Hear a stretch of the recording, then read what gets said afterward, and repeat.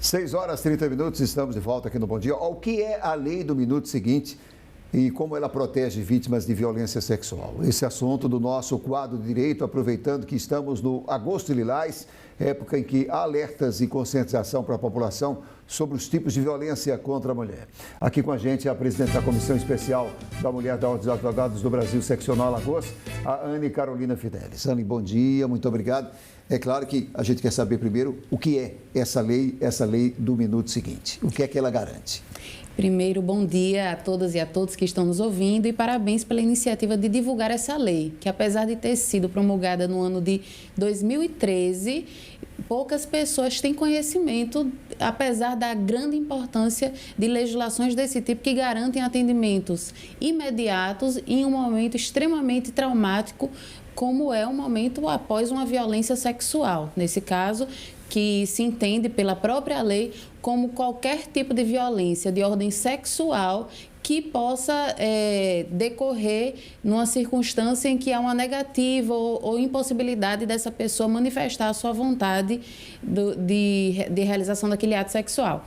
Especialmente em relação à lei do minuto seguinte, que é a lei 12.845 de 2013, é muito importante destacar que ela vem justamente por conta de um grande problema que nós temos nas redes de atendimento como um todo, de atender essa mulher, inclusive quando ela, naquele momento, não entende que deve proceder com a denúncia perante as autoridades policiais. Então, a rede de saúde, a lei é específica em relação à rede de saúde pública, deve atender prontamente, inclusive independentemente do registro da ocorrência em delegacias especializadas ou não.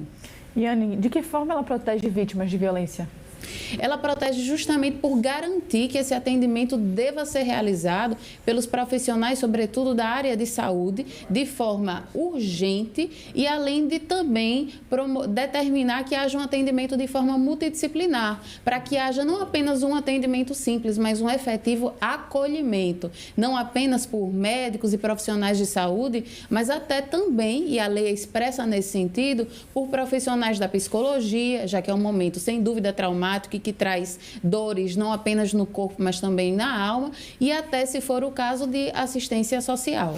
Agora sim, a mulher que é vítima, ela deve procurar primeiro a polícia ou um hospital? Então, isso deve ser, antes de qualquer coisa, uma escolha da própria mulher, naquela situação de violência. Porém, é importante que ela tenha conhecimento de que ela pode, até por conta da gravidade dessa violência, se dirigir ao atendimento de saúde. Que depois ir à delegacia. Exatamente, né? Até porque, em regra, esse atendimento ele é muito mais urgente, dadas as circunstâncias. Inclusive, e é importante que as pessoas saibam disso, e a gente fala muito mulheres porque existe uma recorrência do gênero feminino nessa vitimização, mas é importante que ela saiba que os profissionais de saúde, quando realizam esse atendimento, eles têm a responsabilidade, inclusive, de garantir que os materiais coletados possam ser encaminhados para as autoridades policiais. E tem a questão dos medicamentos também, né? Exatamente. Além, obviamente, de realizar as profilaxias, para evitar justamente o contágio de doenças sexualmente transmissíveis e até da gravidez. E o ideal é que esse atendimento seja realizado nas primeiras 72 horas após o fato. E, Anne, o que acontece no hospital? Quando a vítima chega até o hospital, o que é feito? Quais os medicamentos que ela toma? As profilaxias, como você falou. Qual é o processo? Então, essa equipe de saúde e multidisciplinar vai realizar todos os exames necessários para justamente evitar que essa doença aconteça, inclusive o HIV, assim como a pílula do dia seguinte, para que essa vítima não chegue também a engravidar. Mas é importante também destacar que mesmo aquelas mulheres que infelizmente não buscarem esse atendimento nas primeiras 72 horas após a ocorrência da violência sexual, ela também deve buscar esse atendimento posteriormente, mesmo fora desse prazo ideal. Inclusive, existe a possibilidade da ocorrência do aborto legal, que também é importante registrar, pode acontecer mesmo sem o registro da ocorrência na delegacia competente. Hospital público, hospital privado, existe diferença em relação a essa questão da lei? Então, a lei é expressa em relação ao atendimento nos hospitais públicos, mas isso não impede de modo algum que hospitais privados privados também realizem o atendimento. Só aí não existe a compulsoriedade decorrente especificamente desta lei.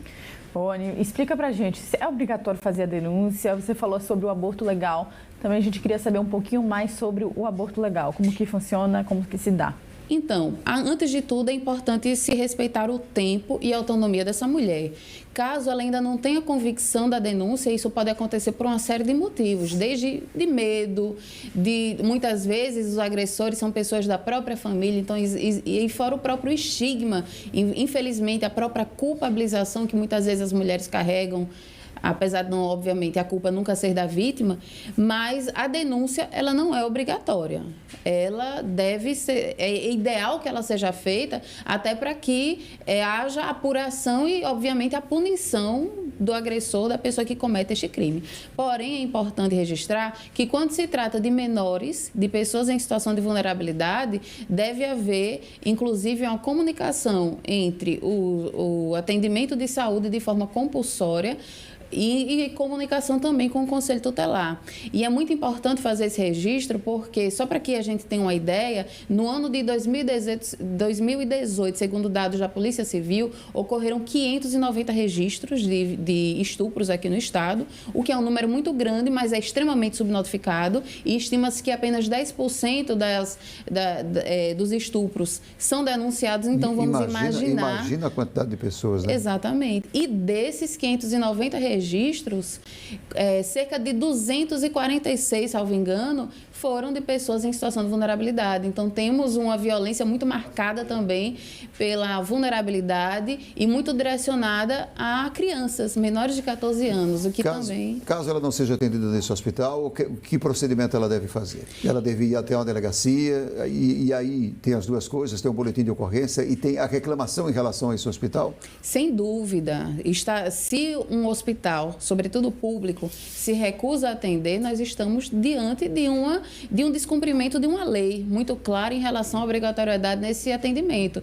E essa pessoa, ou qualquer pessoa que tenha conhecimento desse fato terrível, deve, sem dúvida, registrar e buscar a ajuda das instâncias possíveis, entre elas, inclusive, nós, enquanto OAB, que também fazemos um trabalho nesse sentido de acompanhar o trabalho da rede de atendimento à violência contra a mulher aqui no estado, especialmente da violência sexual. O Ministério Público Federal também fiscaliza, né, esse tipo de situação nas unidades de saúde. Exatamente. Inclusive, é competência do Ministério Público Federal e, sem dúvida, é uma das principais instâncias que podem ser procuradas para proceder esse tipo de denúncia. É importante essa vítima procurar um advogado? Se não tiver, procurar uma defensoria pública, como ela deve proceder em relação a essa questão legal dessa agressão? Isso, a procura de um profissional do direito, sem dúvida, favorece muito o procedimento aí da denúncia, mas não é obrigatório. Indo na delegacia e fazendo o boletim, esse processo deve ocorrer já, né? Exatamente, mas é muito importante, sim, esse acompanhamento, e para as pessoas que, de fato, não tiverem acesso a um profissional privado, a busca pela defensoria pública também é muito importante. Nós queremos agradecer a sua presença aqui no Bom Dia. Muito obrigado. Eu que agradeço. Bom dia, bom fim de semana. Obrigada, Ana.